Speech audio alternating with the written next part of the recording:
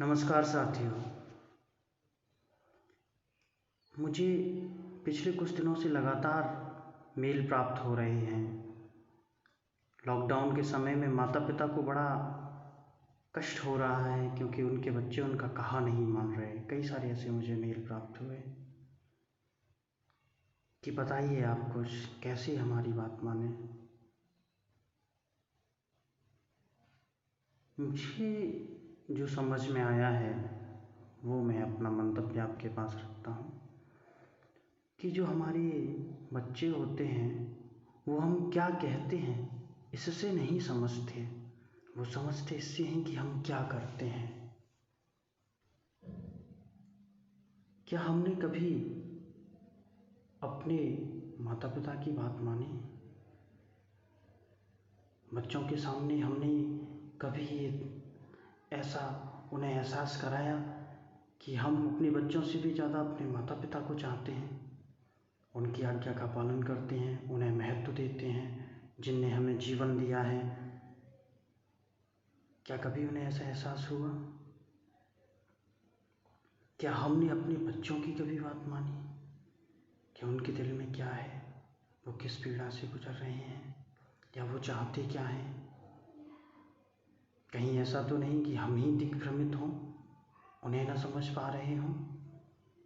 उनकी हमारी बात न मानना हो सकता है किसी क्षेत्र में जायज़ हो, तभी जब हमारी बात कहना अगर जायज़ होगी तो वो निश्चित रूप से मानेंगे।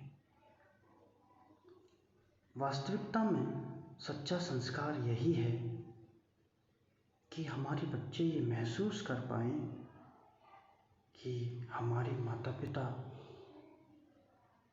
हमें कितना प्रेम करते हैं। एक माता जिसके गर्भ में रहा, जिसने इतनी पीड़ा सही, फिर जिस माँ ने मुझे ये जीवन दिया, ये समझ पाए वो उसने कैसे कष्ट सहे। आज ये जो मस्तिष्क है, ये बलिष्ठ भुजाएं हैं, ये जंघाएं हैं, ये शरीर में उमंग, ऊर्जा, जोश है, नई कांति है। इसमें माँ का कितना योगदान है। आज ये जो मस्तिष्क हजारों सैकड़ों वर्षों से जो विकसित होता गया मानवीय मस्तिष्क, वो मुझे अपने माता पिता के आशीर्वाद से मिला है।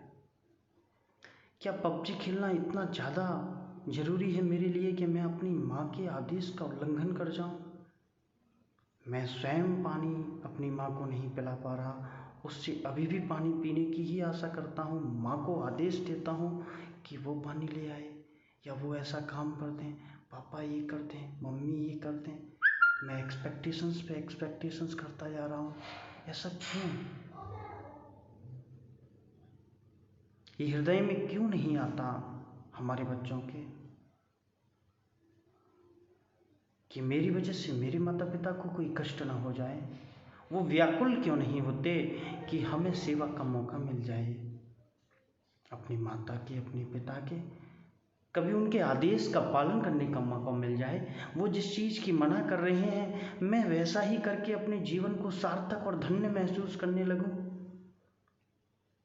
कि मेरी जननी ने मुझसे ऐसा कहा, मैं ऐसा कर पाया, ये मेरा भाग्य है। उसके ऋण से तो कभी उरण नहीं हो सकता। उसको जिन कार्यों से प्रसन्नता होती हो मैं ऐसे कार्य कर सकूं, क्या उन्हीं कार्यों में जीवन की सार्थकता या धन्यता महसूस नहीं होने लगेगी? लेकिन हम क्या करते हैं, हम अपने मन का करते हैं, हम अपने माता पिता की बात नहीं मानते, हमें जो उचित लगता है वैसा हम करते हैं। हमारे बच्चे भी फिर अपने ही मन का करते हैं क्योंकि हम ही से तो सीखे हैं। वो क्रियाओं को समझते हैं, हमारे ढोंग को, हमारे आडंबर को। हम कहते कुछ हैं, करते कुछ हैं।